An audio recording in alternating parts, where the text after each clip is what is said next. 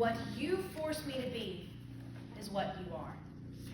For I am you, staring back from a mirror of poverty and despair, of revolt and freedom. Look at me and know that to destroy me is to destroy yourself.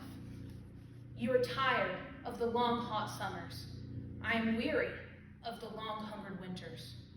We are not so far apart as it may seem. There is something about each of us that goes deeper than blood or black and white.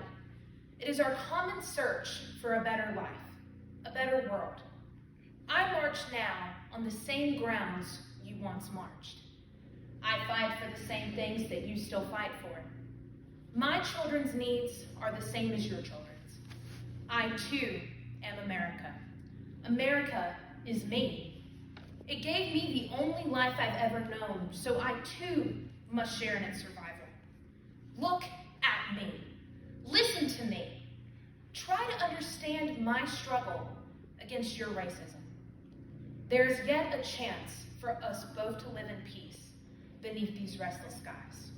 Gordon Parks. Good morning. I am Amiyah Elam, a senior 4-H'er from Ware County, and this is the history of us.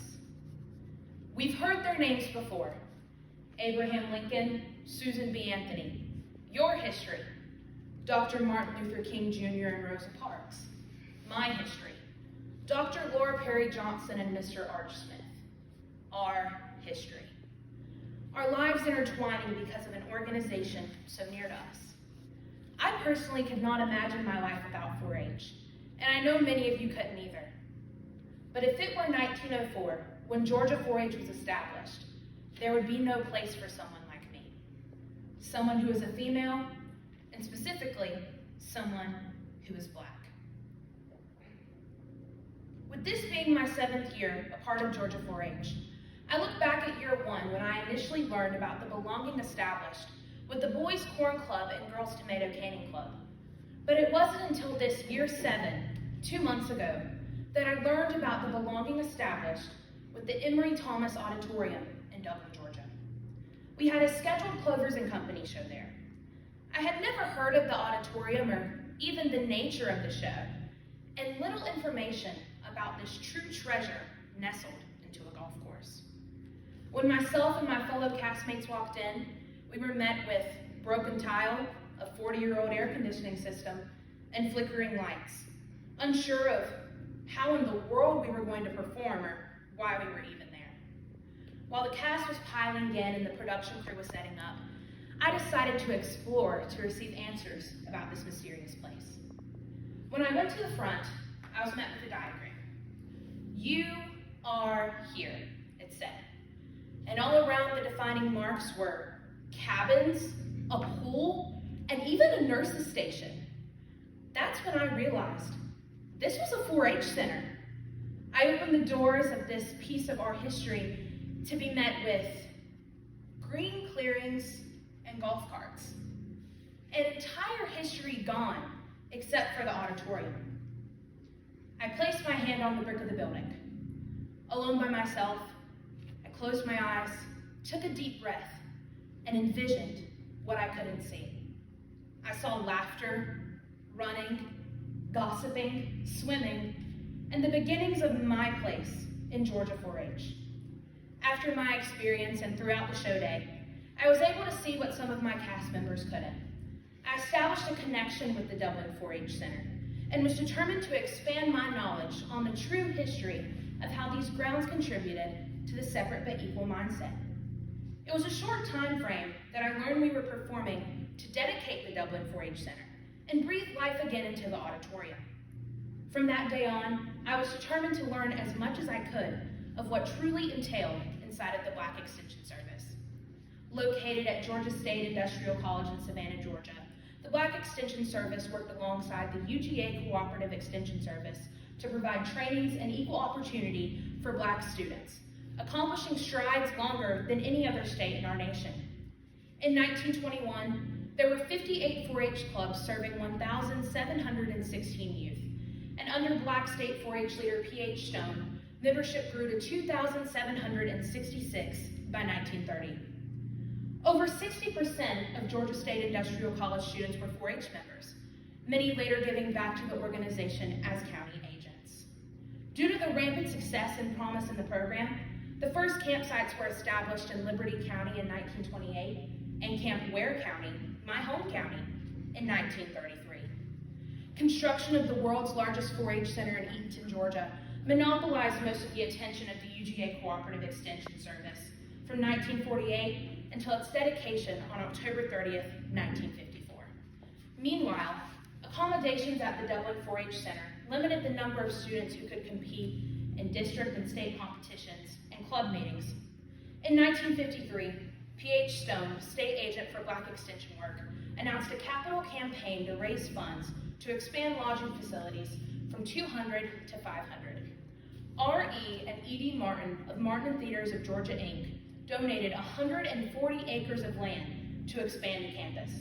Stone stated at that time, "We knew if we started to do something ourselves, people would help us."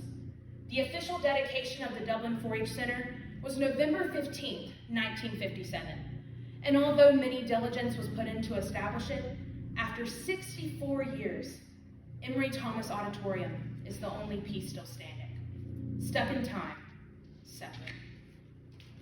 P.H. Stone, a proponent in our history that we weren't even aware of. Initials of a name that we most likely will never know. When you Google P.H. Stone, the first thing that appears is a health supplement.